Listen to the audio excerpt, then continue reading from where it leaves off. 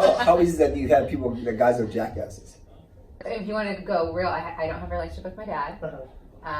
He was very abusive. So that kind of like started it. And then just watching him and my mom's relationship, there was absolutely no love. I just had a distorted view of what love looked like since I was little.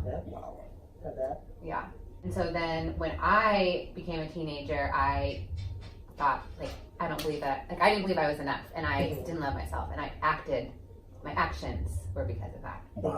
I was very, like, to fill that void, I relied on romantic relationships and, like, toxic relationships. So then that just even played more into men are evil. Love is, not, it hurts, it sucks. And so like I just painted this huge picture that men are horrible human beings and all they're going to do is hurt people or hurt me. What the hell were you going? What was your feelings when you had it that your father was very resentful towards men? And I mean, granted, I know now like not all men are like my dad, but like that's just I would totally call myself a man hater. I was very resentful. And the second I would meet a man, like I was always mean to them. It was almost like I took out my feelings that I had towards my dad. Your father on them. Passed it on to the next man. Yeah, and I would and like treat them. Your expectations of them was crap. Yes. And so you had it that life was crap. Yes. And that men were crap. Yes. Don't let me put words in your mouth. No, it's true. What I always do in relationships is I try and control things so that I don't get hurt. So instead of just letting things be, I try and control a situation so that they don't hurt me. That's it. And if they like have like an issue, like if they have their own, we all have issues, we all have things we need to work on. And instead of allowing them to figure out their issue on their own and like journey through life, I would want to fix that issue so then that issue then doesn't come and like hurt me somehow. That's it. And so what does that do? Like it always causes me to have very codependent relationships, and then I'm left feeling angry and resentful, and like this has just been a pattern with all my relationships. Now for you is, now what? Good question. Yeah. Right? So who do you need to be, or what do you need to give up? Who do you need to be to have somebody occur differently, or allow somebody to be in your life for who they are and not your expectation? Which I think I'm already doing a better job at that, because but obviously there's more. Well, that's one of those things where I've kind of created almost a checklist. This is my criteria. How does that change from my last relationships and life of what I sought out in people to what's now? You got to meet this, and this is the bare minimum criteria of what I want somebody in my life. And again, if where some people demand a lot of your time, little of your time, whatever it is. What's my bare minimum? Got it. So you already have an expectation. Got it. But that's not an expectation. I mean boundaries. Kind of. It's boundaries, but it's again, an example here is you got to have your own life, your own career. You got to have your own friends, and you got to be okay with me having my own friends within boundaries. Okay. For me, you've got to be spiritual. You got to be at least willing to open that up. That was a problem in my last relationship. Is I was pushed down for my faith. So little things like that are important to me. You've got to be open to communication, like we were saying earlier. You got to be open to communication. You got to go back and forth. Don't bullshit me. Don't put out your expectations or your things onto me. So what I'm hearing in that is that you are putting expectation.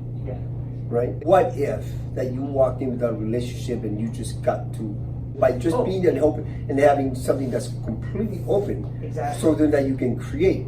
Because what you already created is boundaries.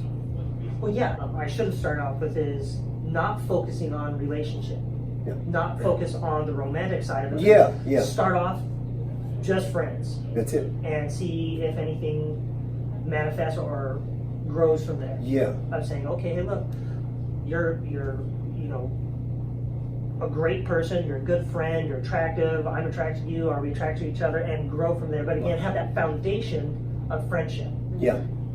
Because I think if you have that strong foundation where you're comfortable and you're not starting off with that romantic side of that, you know, you're trying to grow that romance from nothing. I think you have a weak foundation. I think if you start off as a friendship and let that grow from there, I think that'll be much stronger. It could be, it could not. Yeah. You know, it's either way. It's and at the end of the day, you may have a good friend, maybe not down that I'm gonna have a relationship or get married or whatever down the route, but at least I have a friend. Yeah. I mean, that's where I'm at right now. Like, I know eventually, of course, I want to date, but like right now, I'm enjoying just getting to know people. Yeah, and like, because before I wouldn't. I was so closed off to everybody, not even just men, even women. So, like you keep saying people, right? I think there's a difference like people and knowing human beings. Yeah. Well, I always call them my humans. That's where I normally call Yeah, people. like humans, right? Yeah. We get involved in BS after BS after BS, but we truly don't get to see the human being in people, right? Yes. And if you get to see the human being in people, and like you talked about, is the perfect imperfection. When you get to be in tune with people's perfect imperfection, and you're okay with that, you can then start a relationship. Yeah. Because if you're walking down with a checklist, you have to do this, be this, be this, you're done. Yeah. Exactly. You're done from the get-go because, you're not doing this. Yeah. You're not doing this. Right? But I think you hit it right in the head in your conversation prior. That when you get to learn a human being and love a human being for their small, perfect imperfection, then that's what it takes off. Yeah. Because there's nothing to be hidden. Right. Right. So tell me what else happened last night. I'm excited to dig more deep into the relationship because we only touched on it briefly. Just about my relationships with people. I think that's been my main focus lately. But what other discoveries did you have? I have a lot I still need to work on. I need to heal from. Like what? I'm just still very guarded, even though I've come so far. So far. And I'm so different than I was 3 years ago, even 6 months ago. I act like everything's perfect all the time. Really good at this is that. the perfect lie, right? Yeah. I'm very good at that. Yeah, we had just finished talking about that last few days. You know, constantly lying to ourselves, everything's right, everything's perfect, and in the inside and behind everything else, it's still. We walk around like, everything is perfect. No, and people always say, like, you look like you have everything together, and I'm like, I wish I don't. I wish you but that's not their fault. That's my fault for portraying that character that I have everything together. Right. I just don't. Yeah. I just need to let it down and just, because, be vulnerable and say what I'm feeling rather than what I want them to think I am. Yeah. We're just having conversations about it, right? Yeah. We walk around and everything, we're up and we're excited about things. Yeah. And the reality behind the smiling face in the conversation is a lot different than what it is. Yes. But then again, those are people's and their interpretation of what it is that they see. Yeah. But then when that happens, you're the one that has to go back and face your own demon and whatever that is. You know? For me, it was like lying to myself that everything was okay. Let me rephrase that. It's not lying to myself, in denial. Like I was in denial of what was the reality, my reality behind here, and put on a different face up in front. But I think we all go through the same thing. We all go through the same thing, just different circumstances. Yes, agreed. Like I said, we were just talking about you earlier. The person you've been and how you walked in here and the way, how you walked out. And I'm not out yet. No, we're chasing you out. No, you're not. No, you're not. We're chasing you out. You gotta come and go. I'm an exception. I love that. I love it. I'm an exception. I get to come here and I get to stay. I get to stay. Yeah. No, I truly hope that you got something powerful out of last night. And I'm excited that you get to take on the work and discover it is what you need to discover for yourself. And you're able then to kind of move forward with life, chipping down whatever it is that you're going through inside, peeling the onions back. Yeah. So you can see what's truly going on and who you are and the person that you want to become. That's pretty awesome. Yeah. I'm excited. Excited.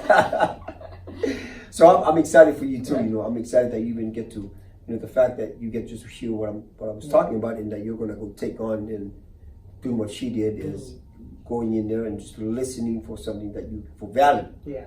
You're listening for value, and if the course gives you value, then you get to take on, you get to take on that value and make it work for yourself. Yeah. Like we talked about earlier. I love having people that have the same mindset. If the conversation is shitty, change people you're around. If it's talking about same old things, like my cat did this and my cat done this, and I kicked this guy, like, tired. Yeah. Right. But if we can have a conversation about changing who we are and how we can better ourselves, that's a conversation you need to be having. Definitely. Yeah. So we were talking about with him, and he met his wife here, and they recently divorced, and he's going through what he needs to go through, and I'm very proud of what he's done. And I saw a video of him, it was like 2 months ago. Probably like that. About 2 months ago, and was in my mind and my thoughts, and so I decided to reach out to him a couple of days ago. What was it, yesterday? Yeah. Like, let's have coffee. Yeah. This is coffee. Yes. It's very white of you. Was that white of me? You want to go have some coffee with me? Well, it's gotta start somewhere. What I was too, hey, come, let's dance. Right? Come, let's work out. That'd be so see of me. That'd be see of you, exactly. Oh, got it. See, I didn't know I could be white at the same time. Yeah. Like, you agreeing with him? She is.